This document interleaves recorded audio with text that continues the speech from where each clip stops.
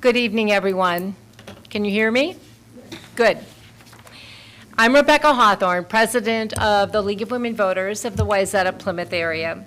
I'd like to welcome our candidates, our audience, and our viewers at home. On behalf of our hosts, the League of Women Voters, Wayzata Plymouth area.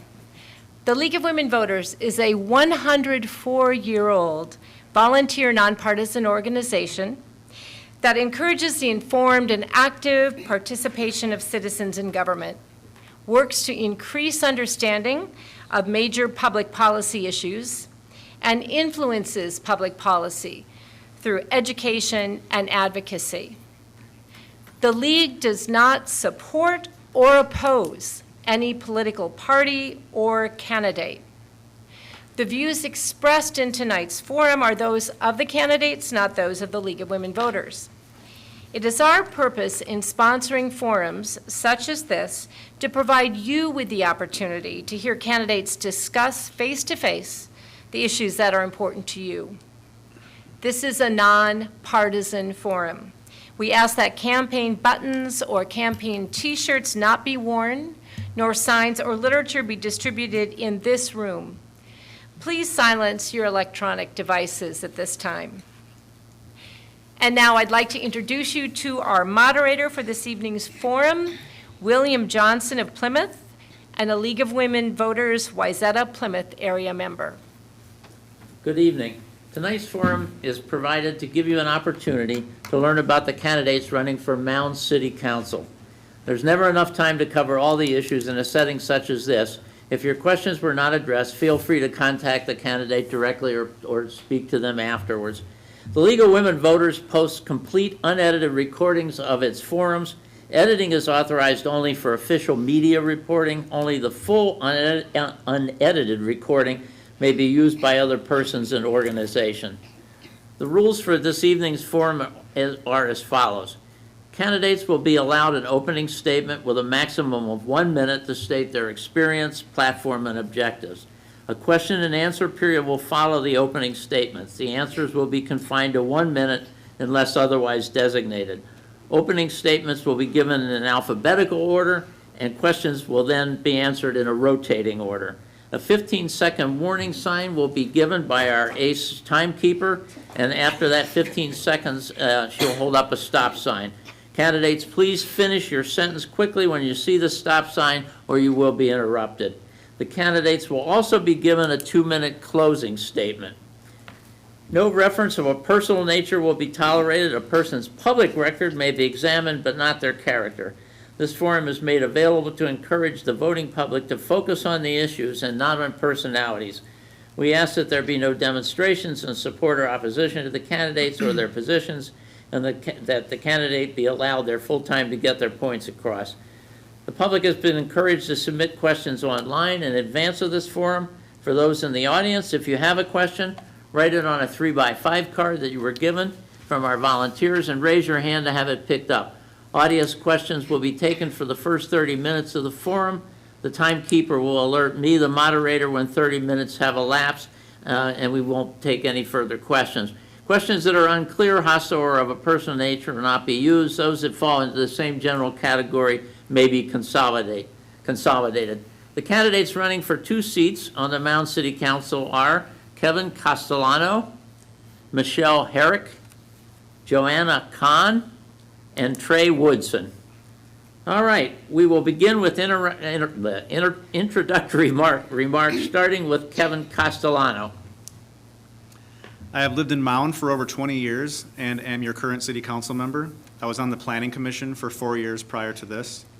I have a strong background in municipal budgetary management, having worked at the city of Wayzata for just shy of 10 years, with proven results in running an effective and efficient budget. This is also shown here in Mound with our recently completed long-term financial plan, as I am also on our finance committee. This plan will soon have the city in better financial shape than it's been in decades. Transparency and communication are important to me, and collaborating with our neighboring cities and outside agencies. Keeping the momentum going on our water, on improving our water is also a focus of mine, as well as the continued and ongoing improvements to our downtown commons. I'm also fully supportive of our Orono Police Department and local Mound Fire Department.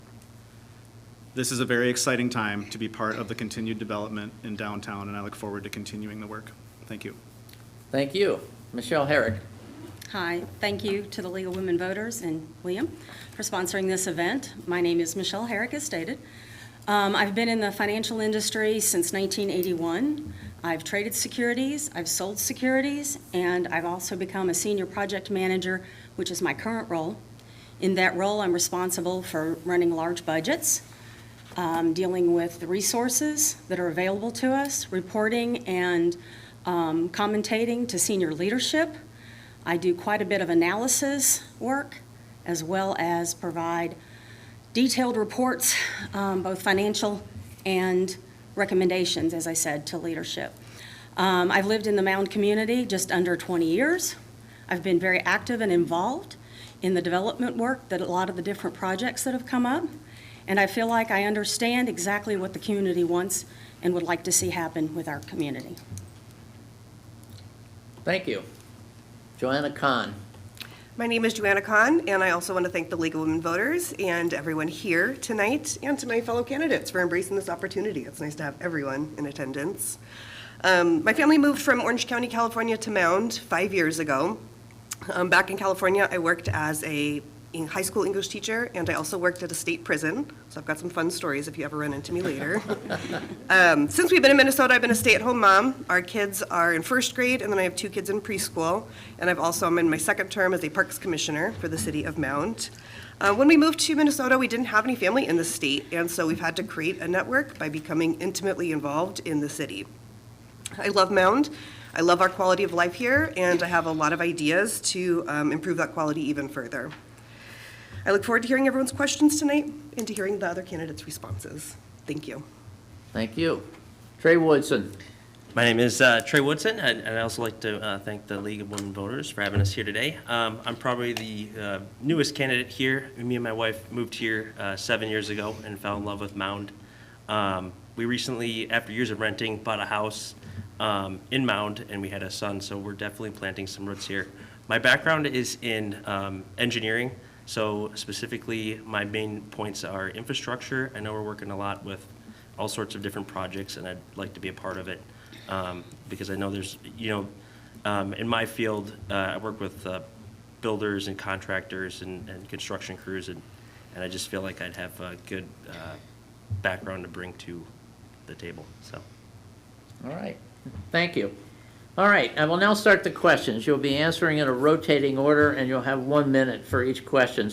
If you need me to repeat a question, by the way, let me know. All right, the first question will go to Joanna Kahn. What is your top priority for Mound as a council candidate? How would you address it if elected?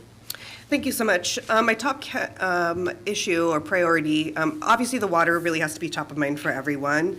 We do need to continue to work to get that water treatment plant funded. The City Council has been working very hard on this issue. There's no fault in what anyone has done so far. It's just an ongoing issue, and we need funding from the state and federal monies.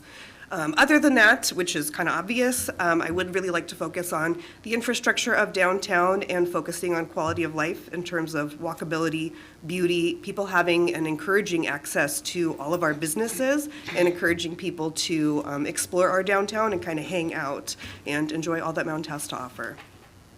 All right, thank you. Trey Woodson.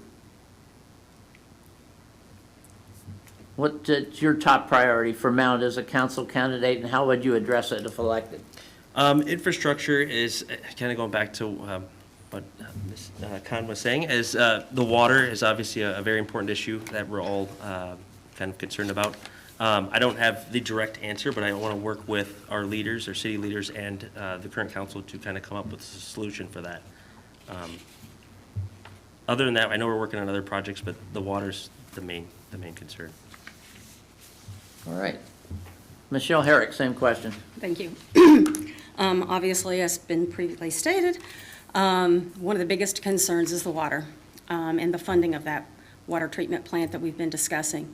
Currently, I think it's estimated to cost approximately, $34 million, a little bit over that. I know we've collected just under $11 million from the state and federal funding. I'm concerned about where the rest of that funding is going to come from. As we all know, we have a very high-priced water bill every month.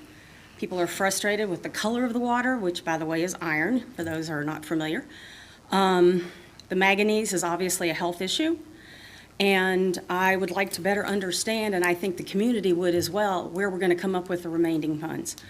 Whether that's through a bond issue, which I'm very familiar with, or from an increase in the expenses associated with building that. Thank you. Kevin Castellano. My top priority has been kind of in tandem with water improvements, but really just to continue the work on our budget health. So that's a big problem for our city. We have two different funds that have a significant deficit, and if we don't start working on them, they will, it's not going to go away. They just continue to get worse. So they are getting better. There's a plan to get them both healthy in 10 years. So this will help us get to where we need with the work that's needed on the water. But the budget health overall is my number one priority. That'll benefit all residents as well once that is nice and healthy. All right, thank you.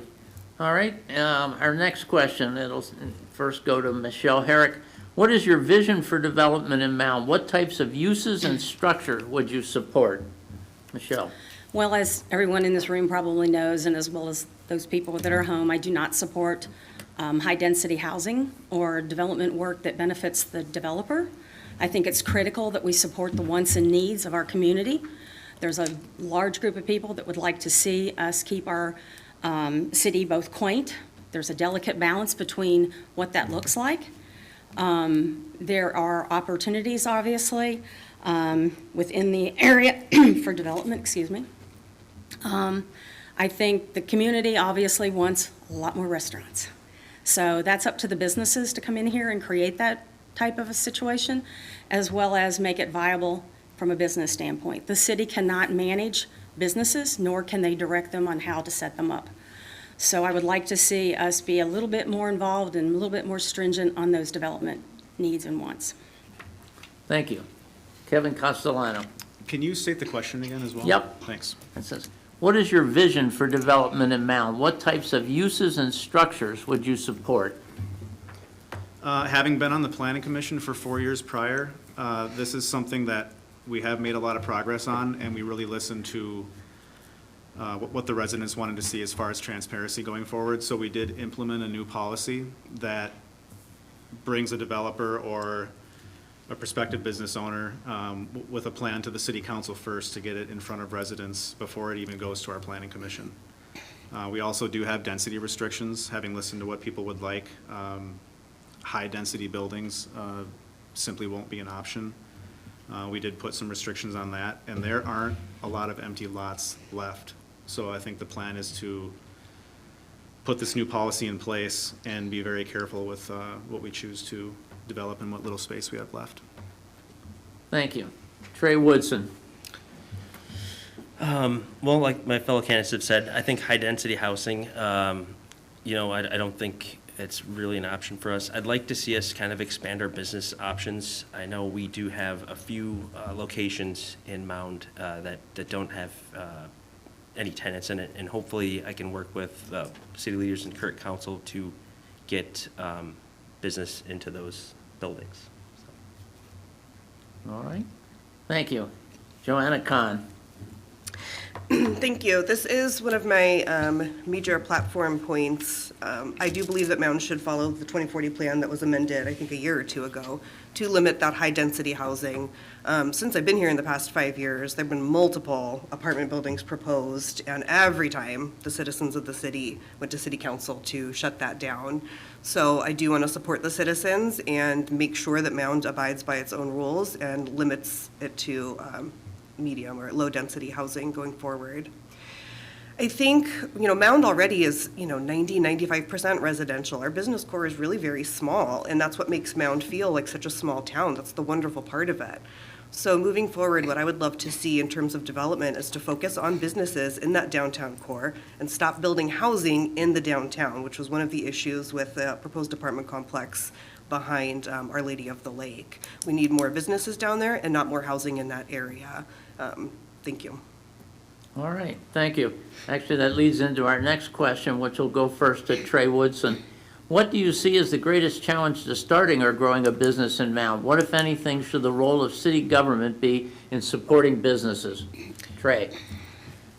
Well, I think city government, they should really limit restrictions for businesses to start, and especially for Mound, I feel like, the current council and current leadership has done an awesome job of trying to drum up business, so it's not anything against them. But I feel like we need to take proactive steps to get businesses interested in Mound, and maybe the first step in that is getting some additional people in the city. Yeah, and that's it. All right. Joanna Kahn? Well, what Michelle said earlier was correct, that the government can't control what businesses open up and what they do in, attracting businesses. But what the city government does have control over is all the rest of the infrastructure in downtown.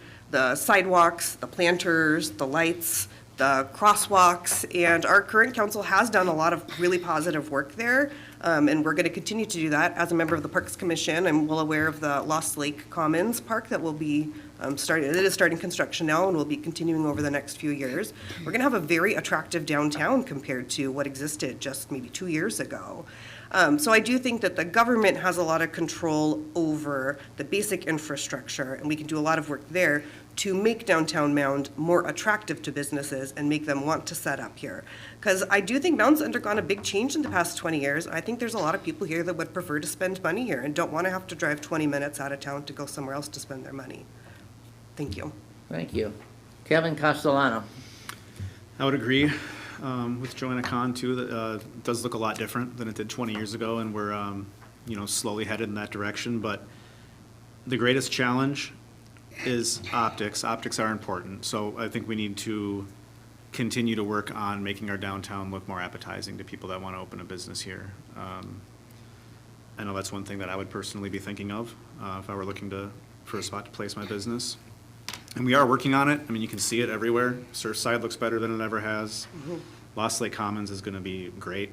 I mean, we're going to have a space literally in downtown for people to gather, which is going to be a vital key. What we can control is zoning and code. So, that's all we can really focus on and make this as appetizing a place as possible for people to want to visit and open a small business. Thanks. Michelle Herrick? Thank you. To Kevin's point, yes, we do control the zoning codes. I think that both as Joanna and Trey have said, and I said earlier, actually, we can't control the businesses that come in and out of here other than through permitting. We do have a lot of work that's been done by the city council, and I commend them on that work as far as the infrastructure, sidewalks, making it more conducive to the senior citizens in our community and providing a safe environment for them is very, very important to me. I think the city council's role and the mayor is to promote and advocate for the city into the business community and try to attract new businesses. It is a difficult situation. We are a bedroom community and probably will continue to be. People buy a house out here or relocate out here because they like the quaintness. They go out of the community and they stop on their way and they may or may not come into here and buy something or service or product. So it's really up to the business to determine what the needs and wants are. Thank you. All right, next question, and we'll go first to Kevin Castellano. Public safety, are you satisfied with the police services that are currently provided to Mound residents by the Orono Police Department? Why or why not? If not, what alternatives would you like to explore to provide police services? Mr. Castellano. Personally, I am very satisfied with our contract at Orono Police Department. We do have an obligation to look at and renew and review that contract every so often, like any city would, so that's something that we have to look at even if we are very happy, but I think they serve Mound quite well. What I hear from residents is that they're great. Response times are quick. They are present, they're reachable, they're around. I'm very happy. Okay, thank you. Michelle Herrick. As far as the police and fire department, I agree with Kevin. I believe that for the most part, The community believes in the police force and the fire department as it is. But I also agree with him in the sense that, yes, we do need to evaluate that contract, go out and do a, RFQ with the available resources that we may or may not have available to us. As far as community safety, I know we've had some issues in the past. I'm hoping that those have improved. However, I'm not really sure because I don't study the police reports, maybe as closely as I should. We obviously have a drug problem here in this community, just like a lot of other communities have. We are a small community, so providing that type of protection is essential to the community. Thank you. Trey Woodson. Yeah, I think our police have done a really good job. I also think we should explore other options too with, I know we have a contract with Orno, and I know in the past we've used Minitrista. I'm not really sure if that's an option, but always keep those options on the table. I think for the most part, and one of the reasons we moved to Mound was because the crime here is almost non-existent. I mean, there are car break-ins, and here or there we'll have, speeders or whatever, but for the most part, it's a pretty safe city, and I think the police do a really, really good job. I would like to say that we could have more officers around. It's always, public safety is always a big concern, but when you see the police patrolling, it gives everyone kind of some reassurance, so. All right, thank you. Joanna Kahn. Yeah, I'm going to mostly echo what everyone else said. I'm really happy with the Orono Police Department. I was lucky enough to get a tour there last year. And they are understaffed, which is just a chronic problem for all police departments. That's nothing new for Orono. They're probably doing better than Minneapolis is. Overall, Mound is a pretty safe community. I have a little bit of a different perspective. I'm from Southern California originally. So when people have safety concerns out here, the level of safety concerns out here versus where I come from are just completely different planets, which is a wonderful thing, which is why we're here. I feel very safe. My kids roam around the neighborhood and beyond where they should even. But we're very safe. I appreciate the work that Orono PD has done, and I would be very curious to know why that question was written and what's going on with that person. I'd love to get more details there. Thank you. All right, thank you. All right, the flip side of this. Since 1923, Mound has relied on a volunteer fire department. What are your thoughts about continued reliance on a volunteer fire department? If you don't feel that reliance on volunteers is in Mound's best interest, what alternatives would you explore? And first to Joanna Kahn. I'm going to be real careful with my answer here since I have 2 firefighters in my neighborhood. Again, my perspective is slightly different because in California, it's a completely professional and extremely competitive fire services. And then here we do have the volunteers. From everything that I've seen, the fire department serves us really well. I know it's been a challenge for all these small communities, and they are kind of looking at consolidating Mound and St. Bonnie and the smaller cities to try to work better together. I feel like because Mound is the larger department, I know that they get called on a lot of mutual aid. I don't have enough information, and on being on city council, I would have better information to answer that question further. Thank you. Thank you. Trey Woodson. I like that we have a volunteer fire department. I think that, like Joanna Kahn was saying, I think we have the larger fire department volunteer, so like St. Bonnie's looking for firefighter volunteers, and they can never seem to fill those positions. So I feel like at some point we're getting stretched kind of thin when we're trying to run around and try to help out other cities. But for the most part, I feel like we do a really good job, and I support the firefighters, so. Kevin Castellano. Can you state the question again? Sure. Since 1923, Mound has relied on a volunteer fire department. What are your thoughts about continued reliance on a volunteer fire department? And if you don't feel you should continue to rely on volunteers, what alternatives would you explore? I definitely leave this up to listening to them. Anytime we have any of them present at any meeting, most notably the chief, I learn a lot every time from them, and you really just need to listen to what they're telling you that they need, whether it's adapting from volunteer to full-time, really just to however they're going to be able to get to where they need to be on time. Budgeting is an important part of that too, and what everyone else has said so far too, that industry is changing, and almost every fire department is needing to adapt in one way or another, whether to meet budget or service expectations. So I don't have anything against or for volunteer or full-time, part-time, but listening to what they tell us that they need most. Taking their advice is the direction that we should head. Thank you. Michelle Herrick. Interesting question. I haven't heard from the community that there's any complaints about the volunteer fire department.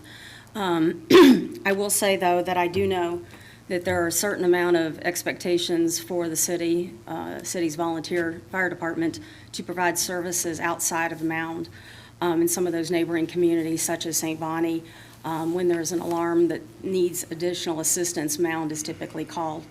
That also, I think, involves some sort of reciprocation agreement that they have. I'm not sure how that's funded, but I know there's some issues around that. So I would be interested in understanding that a little bit more in detail. As Joanna said, some of that information is not really something that I've centered in on, so I would like to know more before I make any additional comments. Okay, thank you. This next question deals with water quality. In fact, I think that this question was on the questions the last time I did the forum out here. So, anyway, maybe there's something we haven't explored, but the question is, because of unsafe levels of manganese identified in Mound's water, expensive new water treatment is required. State and federal funds have not yet been obtained to cover the full cost. What, if anything, could be done to obtain additional funds? Michelle Herrick. As I stated earlier, I've been in the financial industry for a long time. One of the things that I specialized in for years is the underwriting of municipal bonds and funding for municipalities such as Mound. So I have a good understanding of how that works and how it operates. The upgraded increase, well, not increase, but the upgrade to our Standard & Poor's rating, which is upgraded to AA+, is a better rating for funding. It causes the city or municipality to underwrite debt at a lesser interest rate. I really don't understand, or, well, I mean, I understand. I just don't agree with the fact that we'll be able to get all of our funding from the state and the federal governments. At some point, this will be an expense that the city's citizens will have to assume. Thank you. Kevin Castellano. So it is very expensive, and it's never going to get cheaper. It is currently, the project is at about 36 million needed, and we're a third of the way there. So we have made a lot of progress on it, and it would be one of my #1 priorities, and that is what everyone has mentioned to me that is most important to them as well. It's their #1 priority. Every neighborhood, they want it to get done, and it's just not getting any cheaper. At one point, not too long ago, it was a $24 million project. And then recent inflation at 36. So I mean, but we're a third of the way there. We hit a couple crucial milestones to get that product shovel ready, they would call it, for like the next step, which should really help us get on pace to get more funding. So we're getting there as fast as we can, but it would be a definite priority of mine, just listening to the residents that they want to focus on that first. Thank you. Joanna Kahn. Obviously, water is probably the most important priority for the city. We all know that that water treatment plant does need to be funded. As they mentioned, we're a third of the way there. The water treatment plant would take care of the manganese in the water and the iron in the water, which is what causes the discoloration. So it would take care of the health issues and kind of the appearance issues. The big challenge with this is it's kind of like an unfunded mandate for anyone that works in education. That's very similar with special ed. There's a lot of rules that you have to follow that the federal government sets and then doesn't give you the money to actually, be able to follow those rules. And that's kind of what this feels like. We've been told the manganese levels are too high and they're unsafe and we have to fix it. And the reality is, as a small community of, 10,000 people, we don't have the ability to raise $36 million. So again, the council has done a wonderful job advocating for us so far. This could change depending on who gets elected in November, so pay attention to those candidate races that are above us. This would be a great question for the forum that's going to be next. Thank you. Thank you. Trey Woodson. Yeah, so the water, trying to drum up resources for our water treatment plant. I know it's always been difficult. The third of the funding that we did get came from the government, so I feel like the majority of it will end up coming from them. Like Michelle Herrick was saying, we'll probably have to at some point, we're gonna have to bite the bullet, and we're gonna have to probably get some funding from the citizens themselves. But for the most part, I don't know the answer, but I believe currently the current council and our current leadership have done a great job of getting the money that we have got, so we are as Kevin was saying, shovel-ready, so. Thank you. All right. Next question. We'll go first to Trey Woodson. Mound City operating and infrastructure costs are rising. What are your ideas for managing city revenues and expenses? Mr. Woodson. So my background is I'm the director of engineering, but my background is working with construction teams, like builders, and, one of the things you want to do when you're looking for an infrastructure, or you're looking for contractors, per se, is make sure you're not using the same one each time, because eventually the contractors that end up becoming your friends end up charging you more. So I think we need to definitely kind of, vet and kind of scrounge and look for different contractors and builders for our infrastructure needs. Okay. Joanna Kahn. Thank you. This is an area, I got an email recently from a resident. She wanted some clarification on some of my platform, and her question that she led with was like, what are you unhappy about with Mound? And I'm just really pleased to say that, this area, managing revenue and expenses, is one area that I am really happy about. I know City Council has done really great work in creating that long-term financial plan. We got in a new city manager and a new assistant city manager, and together with the council, they have this new 10-year plan that, under someone that volunteered under the previous, city manager, we didn't have that transparency before. I know this is something current city council is paying a lot of attention to. They're very fiscally responsible, and should I be elected to council, I look forward to continuing that work with them. All right, thank you. Michelle Herrick. As far as infrastructure goes, obviously the streets and the water and the sewer system are very important. However, the sewer system is at council. Excuse me. I think maybe it was Kevin that mentioned that the long-term budget that's been set for 10 years has two components to it, both revenue and expenses. The city in the past has done an excellent job of keeping expenses down. However, I think it's caused problems with the actual funding of some of the issues that have come up. Transparency obviously is very important, which we haven't done a good job of in the past. I believe the city council and the mayor have worked very diligently over the last couple of years to try to improve that. However, you can lead a horse to water. I don't think the citizens are as informed as we'd like them to be and up to date with the information. I don't know what we're going to do about that other than continue to plug along and try to increase that awareness through social media and other variables. All right, thank you. Kevin Castellano. To put it simply, we budget for it, and it does take a lot of planning and continuous work. Every year is different. But the biggest part of it is making sure that our capital improvement fund is fully funded and that those reserves are there when things break or need to be replaced. We are relatively small in size, but we have a lot of old equipment, over 30 lift stations. We have a lot of old stuff that is expensive to replace, and a lot of it is almost done. So that funding the needs kind of ebb and flow, but maximizing our resources and having good relationships with neighboring agencies is most important too, because cost sharing goes a long way. There's a lot of projects that we work in tandem with Hennepin County and Three Rivers Park, and we're not paying for everything ourselves. So it's important to know where to look. All right, thank you. All right, this next question will go first to Mr. Castellano. What measures would you support, if any, to address housing needs in Mound, if there are housing needs in Mound? We have a really varied housing stock, really. I mean, we have a lot of multifamily, we have a lot of single family, we have a lot of medium density. I haven't heard residents or anyone bring an issue that they're, I guess, nothing that another city isn't also dealing with. We kind of did put a policy in place regarding Airbnb and Vrbo as we listened to residents that they were not really wanting those. And that does take away homes that people would buy to move here. So, but as far as issues of the housing stock, I haven't heard of any. All right. Michelle Herrick. To Kevin Castellano's point, yes, there are a lot of different types of housing available here. I have heard from several people, like in other cities, we don't have enough affordable housing. I'm not sure that I'm on board for the city to provide that type of housing because we're not in that business as a city. As I said earlier, I'm not in favor of high-density housing.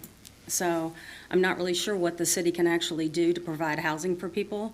I know we don't have the infrastructure in place to support some of the people. We've got some unhoused people that live in some of our areas.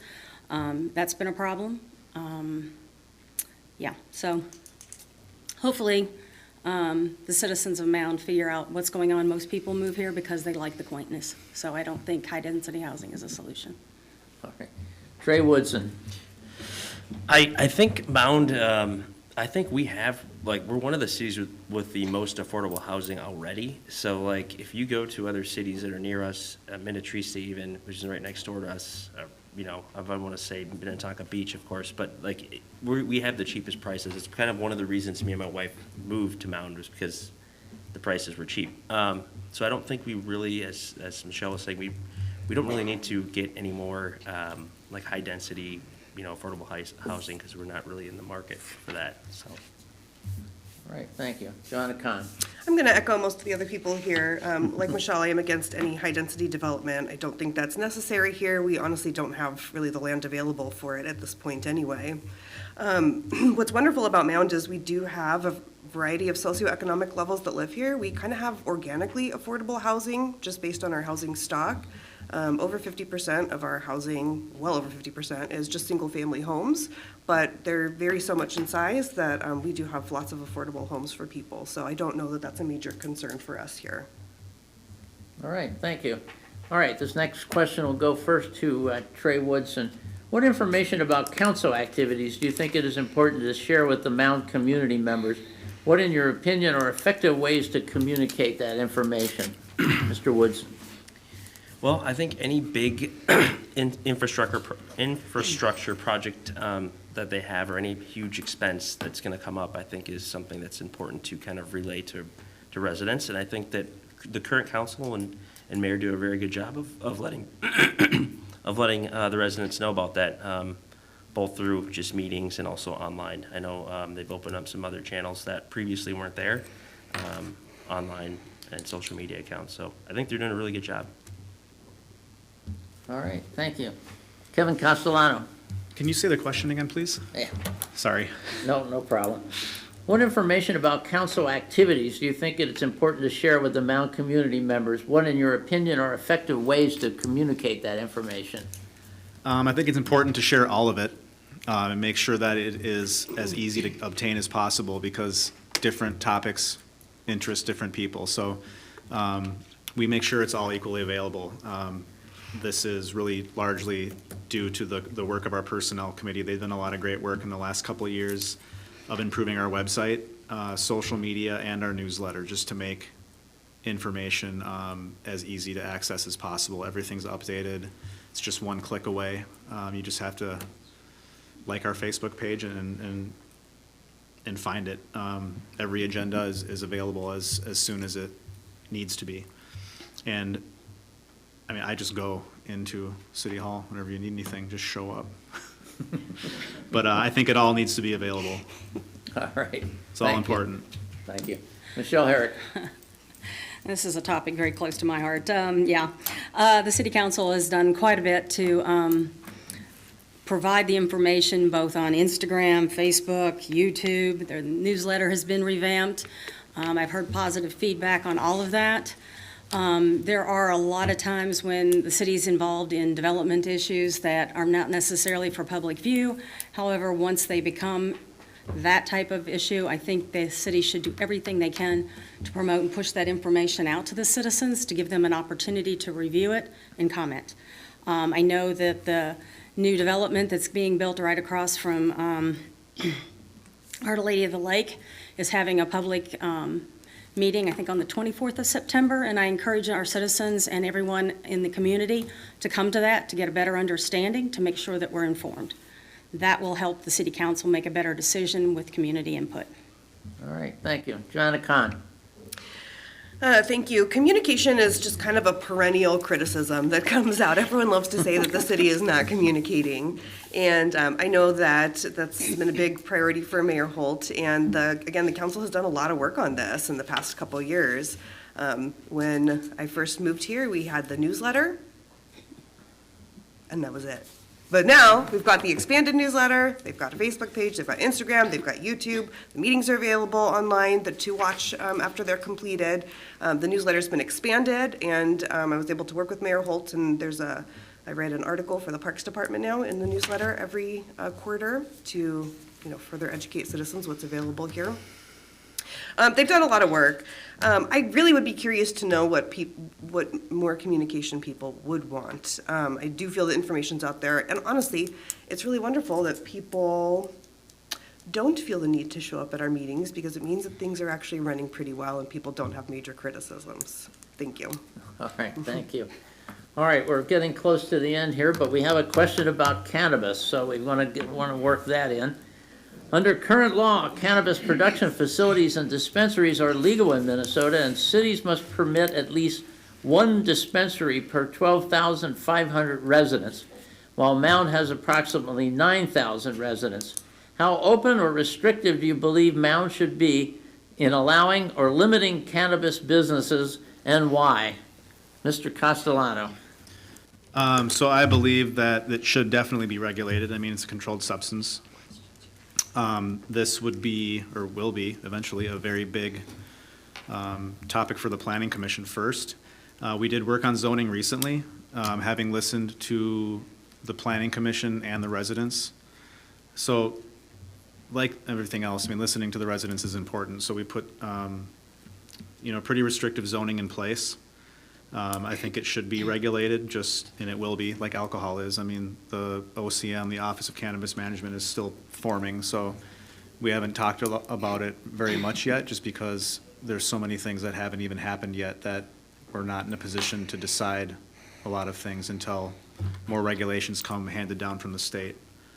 But this is just careful planning, and zoning is already in place. All right. Thank you. Joanna Kahn. Thank you. Yeah, I know the city has been proactive. This has already been discussed. It's still kind of the Wild West in determining all the rules. So I don't feel super confident in having a very composed answer on this, because honestly, I think the state is still figuring a lot of this stuff out. In this issue particularly, I think it would be most important to listen to the residents and what they want, since that's most impactful for them and their families. Thank you. Thank you. Michelle Herrick. Thank you. As what's been stated previously, there was a meeting and I did attend it. We need to treat this like any other business. We are required currently by the current guidelines to allow one opportunity per 10,000 people. Where I think the concern is that it was stated that we can't limit them. I don't think by requiring them to stay within a particular zone, I would believe in the tightest restrictions that we can apply. We have a lot of young children in our community that I don't believe their parents would appreciate us exposing them to this. The current guidelines, I think, vary from 500 feet to 1,000 feet. I hope the city would continue to go down the path of being at least restrictive in that sense, but not limiting the business opportunity. All right, thank you. Trey Woodson. I agree with Michelle. I think it needs to be restrictive, and I also agree with Kevin. We need to make sure we vet whoever we do allow to kind of open a business in Mound. But I think the biggest thing is just to listen to the residents, because I myself am not I'm not for it, but I believe that we should listen to what everyone else wants. All right, we've got some audience questions. I'm going to try and get these in, so if you can make your answers brief. First, we'll go to Ms. Khan.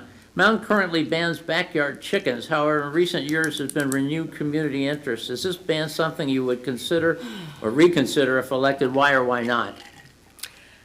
I mean, sure, I would reconsider it. I don't have enough information.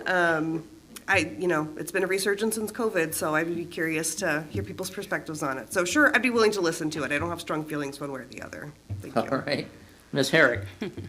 As I said earlier, I'm used to doing a lot of analytical work, and I also deal with a lot of regulations within our industry. This has been vetted by the city in the past. I'm in agreement with Joanna. I would like to see the situation and understand exactly what the community is asking for. The citizens often have great ideas, and I think we can accommodate those if they fall within the current guidelines, and I'm not really sure what the county and the state guidelines are for that, but obviously Mound would want to consider anything that its citizens would like to talk about.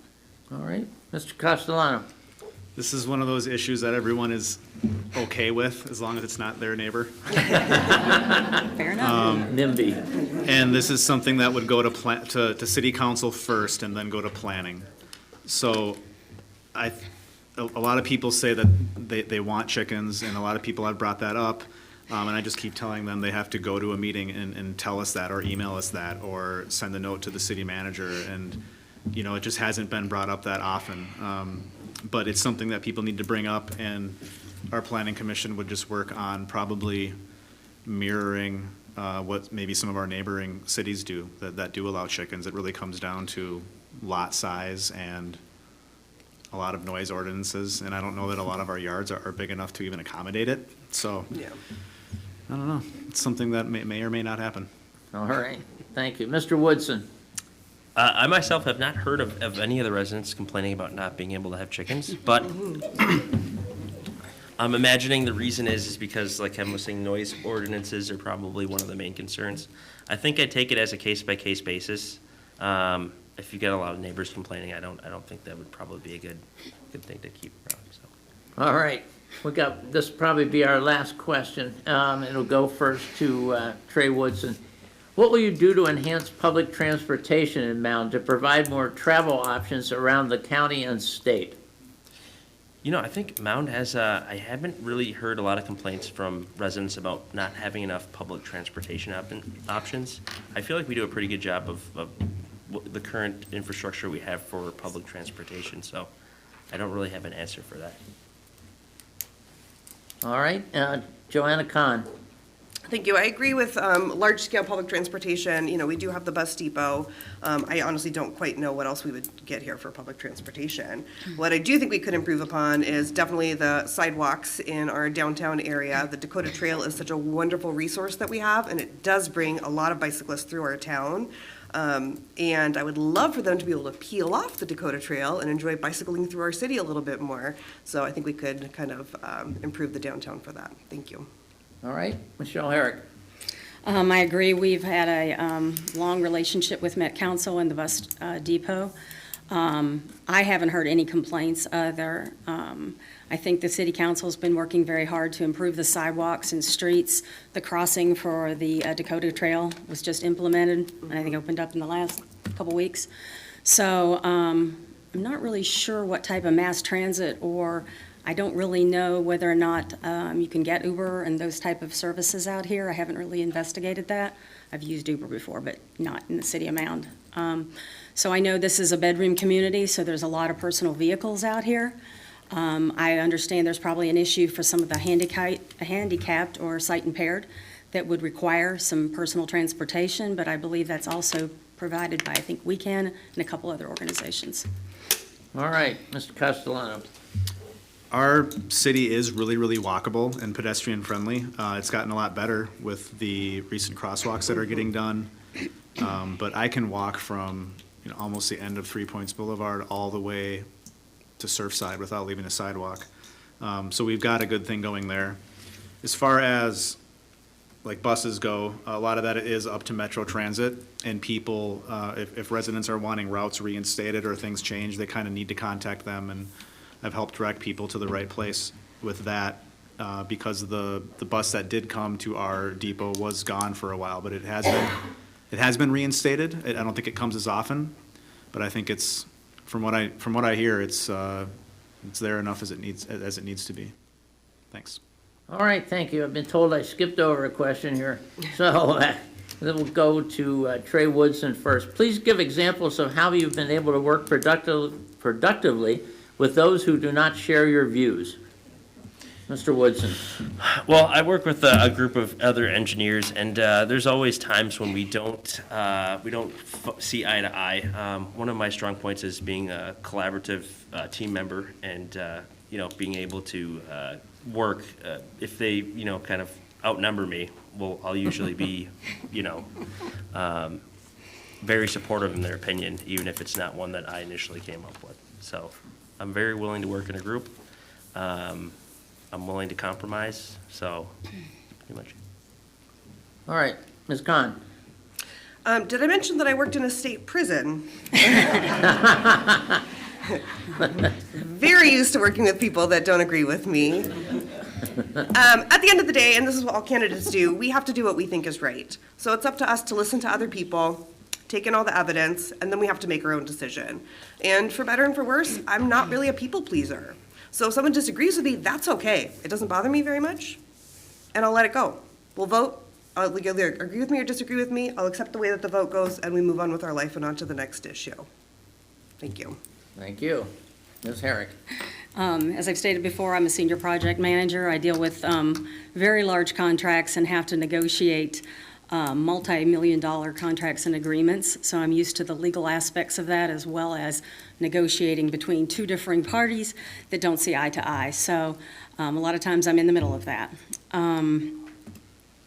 As we move forward, there's a lot of collaboration that needs to happen between the community as well as between them and the city council and the planning commission. I think we could do a better job, like I said earlier, with communication. I think those are probably the biggest attributes that I have that would be beneficial to the city council. All right, thank you. Kevin Castellano. Not just on the city council, I think a lot of commissions too, but we disagree all the time. It's just part of, making a lot of the important decisions that need to be made at our meetings. There's often a timeline attached, and there's kind of two factors there. You need to do what's best for the city, as everyone else has said, doing what's in the best interest of the city while also listening to the residents and trying to make the most, the greatest amount of people happy with that result. It's often not personal, and you just need to focus on teamwork and coming to the best solution for the city. All right, thank Thanks. you. All right. One more question, perhaps. I've got time.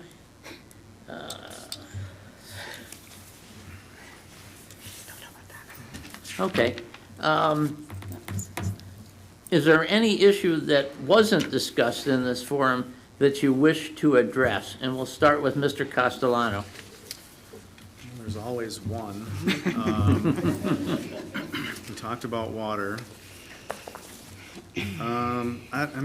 I don't think so.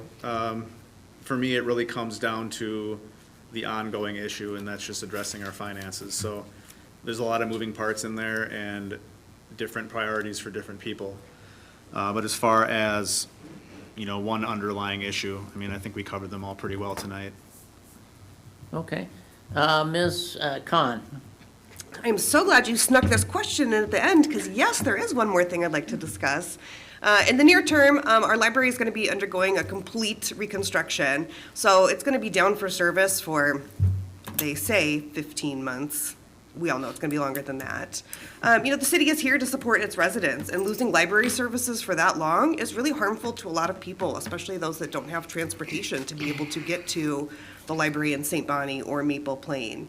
I know it has already been discussed at council that the city could be helping to provide some library services in the interim, like computer services. I know one of the churches is going to step up and provide a space for story time. I would really love to be part of this planning to have more robust services for the library while they're undergoing this construction. I've been to all the library meetings so far, and I'm really well acquainted with this issue. All right. Michelle Herrick. I think probably some of the other issues is we have a lot of volunteering opportunities within the city. I know I serve on one of the Sorbo Park group. We have multiple residents in the area that come out and help clean up the park. Another issue would probably be going back to transparency and making sure the citizens are aware of our long-term budget plans. I know the water system is running at a very large deficit, cash deficit, a little over $4 million, which I think is critical to the understanding. People are not aware of that issue.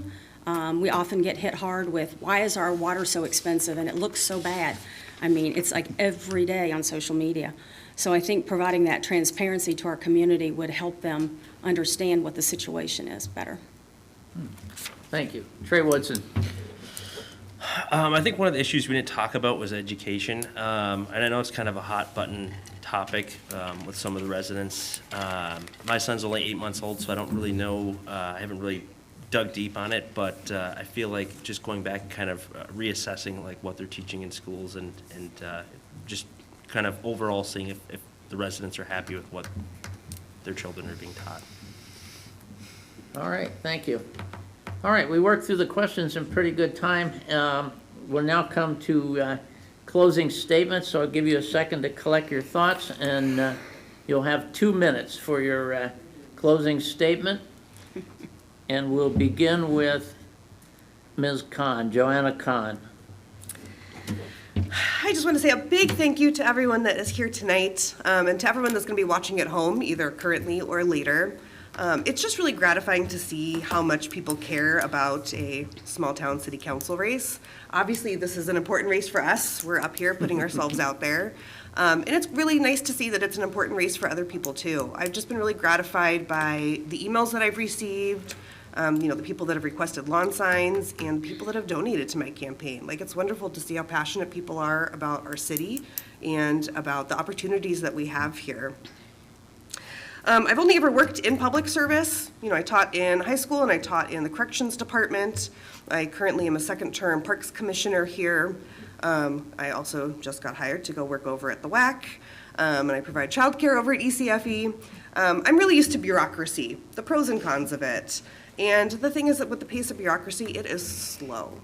It is very slow. And it's something that a lot of people find frustrating. But on the upside, that's all I've ever known. It's very slow. I'm used to working with it. So it takes a lot to get through this bureaucracy. You do have to have kind of a thick skin. You have to have a lot of perseverance, a lot of patience, and be willing to sit through a lot of meetings. And the good news is I'm willing to do all those things on your behalf so you don't have to do them. At the end of the day, everyone sitting up here cares a lot about the city. But also at the end of the day, most of us are newbies. We have little to no experience with city council. So you, as voters, you really just have to kind of look up here, think who's got the passion for the city, who's willing to listen to you, who is willing to, make educated choices on your behalf, and who you think is going to be able to make the city better for all of us. So again, I appreciate all of your support tonight, and please go out and vote, and I look forward to seeing the results in November. All right. Trey Woodson. So as I stated in the beginning, I'm probably the youngest candidate here, the newest, I don't want to say youngest, the newest candidate here out of all of us. I've got the least amount of experience. But that being said, I want to bring a fresh perspective to the city. And I like our current leadership. I like our current council. I feel like we've done a really good job of kind of turning things around from, 5, 6, 7 years ago. So, and I just feel like I could contribute my infrastructure background to the city. And everyone I've met running into when I was campaigning as well has been super nice. Just kind of goes to show that the residents of this city are just amazing. So, Thank you. All right. Kevin Castellano. Having lived here for the last 21 years, I fully realize what assets and challenges make us unique. We have a lot of the same problems that other cities have, and we have a lot that are unique to us. It's not the most exciting thing to talk about, but I always want to continue to improve upon the budget because it provides a direct benefit to all residents, no matter where you live, when that is healthy. We have made a lot of success there in the last 2 years even alone, and we're on the right track, but our water fund is over $4 million in the hole, and I don't think I'll be happy having something else be a top priority until some of these things are fixed. But we do have a good plan in place. Transparency is important, and I just want to state again how great the Personnel Committee has been in these last 2 years in making all information accessible and easier to get to, because all issues are important, just different things to different people. So we've been working really hard to make sure that it's as easy as it can be to get a hold of and as up-to-date as it can be. We have added a couple new roles, the Deputy City Manager and Director of Public Works. I think residents are being served better. There's more attention to our public green spaces. This town is going to look better than it has in a long time now that Surfside is done with that new playground, and then the Lost Lake Commons will, it's got 3 phases, but it'll be done before we know it. And I think that's also most important because it makes downtown that much more an appealing place for people to want to hang out. But yeah, I look forward to continuing this over the next 4 years. Thank you. Thank you. Michelle Herrick. Thank you, everyone, for coming tonight. I truly appreciate the collaboration and the efforts that the city council has made to this point, both in the budgetary, can't spit that out, both in the budget arena, and in working on very hard and diligently on the infrastructure. I think we all should be very proud and thankful to both Kelly Morrison and Mr. Myers. It's been a long, hard road, and there's a lot of issues that are coming at the city council in various arenas, and as Kevin said earlier, all of them are important to everyone. There's a lot of hard decisions that still have to be made. So I think, as mentioned earlier, we've done a good job of trying to help make the city more attractive and feasible to new business, and I hope we can attract that new business to meet the needs of the community. We are ripe for development. We are very limited in the space that we have available. We have put in some ordinances and guidelines. I hope that we will follow those and not vary from those or provide variances to some of these developers, because as I've stated earlier, I am committed to helping the citizens of Mound, not padding the pockets of developers. I would appreciate your consideration, and thank you in advance for your vote. And thanks, everyone, for coming tonight, and for All right. League of Women Voters. Thank you. All right, if you'll all bear with me, I have a closing statement I have to read. This concludes the Mound City Council Candidate Forum. We close with several thank yous. First, on behalf of the League of Women Voters, please join me in thanking the candidates for being part of the democratic process by running for office and for being willing to serve our community.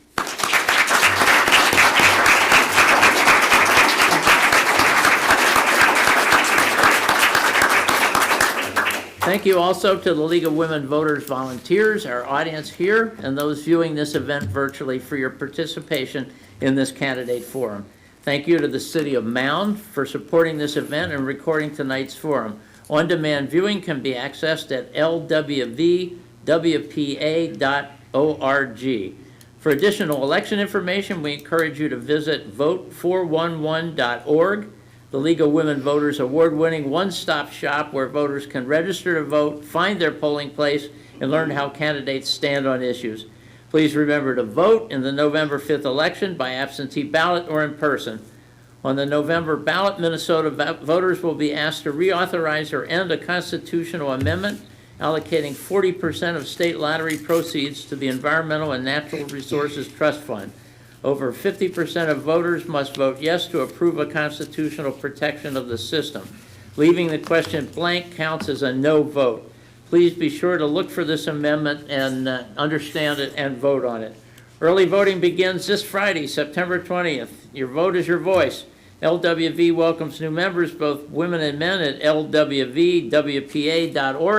Thank you and good night.